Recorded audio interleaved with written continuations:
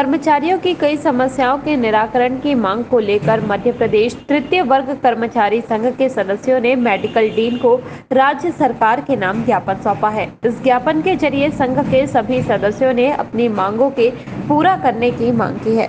उनकी मांगों में 7वें वेतनमान का आयोग बैठाना, नए वेतनमान में HRM दिया जाना, ओल्ड पेंशन स्कीम लागू करना सहित कर्मचारियों को 100% वेतन देना प्रमुख है। संघ के सदस्यों का कहना है कि कर्मचारियों को आयुष्मान की राशि का वितरण भी सही तरीके से नहीं दिया जा रहा है। उन्होंने इस ज्ञापन के जरिए आयुष्मान की राशि का वितरण श्रेणी के हिसाब से देने की मांग की है।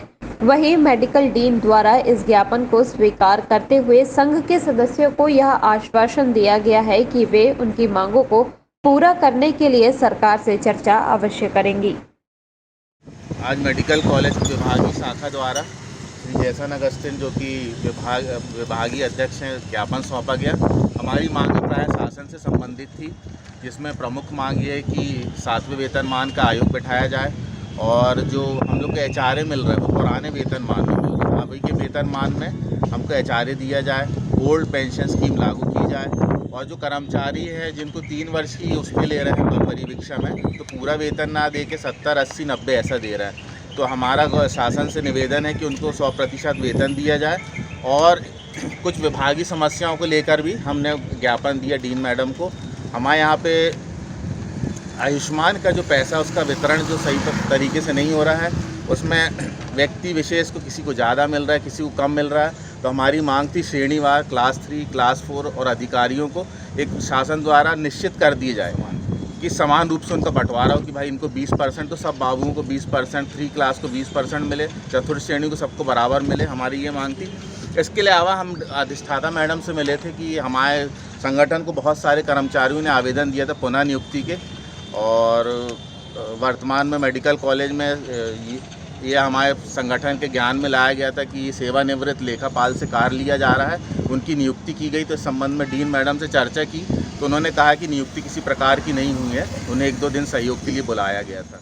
आज मेरे तृतीय वर्ग कर्मचारी संघ से मुझे ज्ञापन प्राप्त हुआ है और इनमें से बहुत सारी चीज़ें जो इन्होंने सरकार के तरफ अपनी मंशा प्रस्तुत करी है मेरे माध्यम से, मैं उसको सतत प्रयास करूंगी कि सरकार की तरफ जाए और मैं इनके तरफ से सरकार से अगर ज़रूरत पड़ी तो किसी तरह की बातचीत की तो वह भी करूंगी, क्योंकि मुझे लगता है कि शायद इनके मांगों पर गौर करने की ज़रूरत है। जहाँ तक आयुष्मान की राशि का सवाल है तो मैं प्रयासरत हूँ कि मेरे किसी भी अधीनस्थ के हितों की असुरक्षा या आहत ना हो, और मैं सोचती हूँ कि मैं बहुत जल्दी इसका कोई ना कोई हल निकाल लूँगी। और जहाँ तक सेवानिवृत्त कर्मचारियों का, मेरे संज्ञान में किसी भी सेवानिवृत्त कर्मचारी को डीन ऑफिस में कम से कम नहीं रखा गया है। मैंने तो मेरे संज्ञान में ऐसा कुछ भी नहीं है। और कई बार ऐसा होता है कि कभी वरिष्ठ कर्मचारी यदि रिटायर हो जाते हैं तो उनसे किसी तरह के मार्गदर्शन के लिए उनको बुलाया जाता है। अगर ऐसा हुआ भी है तो मैंने नहीं बुलाया है और उन्हीं के विभाग के किसी ने किसी को बुलाया होगा, और सेवानिवृत्त किसी कर्मचारी को रखने का सवाल ही नहीं होता।